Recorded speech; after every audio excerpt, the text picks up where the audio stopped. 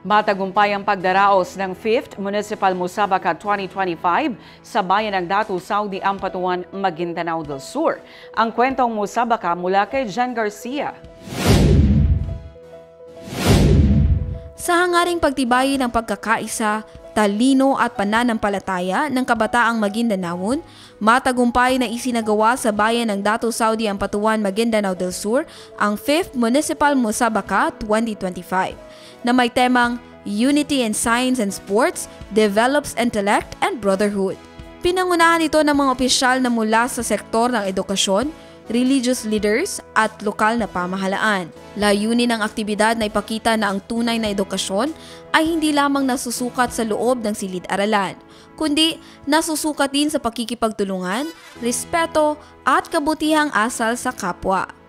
Sa paligsahan, ipinamalas ng mga kabataang Maguindanaon ang kanilang husay sa agham, palakasan at puso para sa pagkakaisa.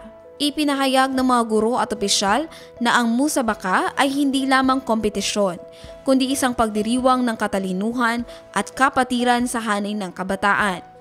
Ang Municipal Musabaka ay patuloy na nagsisilbing plataporma ng pagkakaisa sa pagitan ng mga paaralan, pamahalaan at komunidad sa Maguindanao del Sur. Jan Garcia, iMinds, Philippines.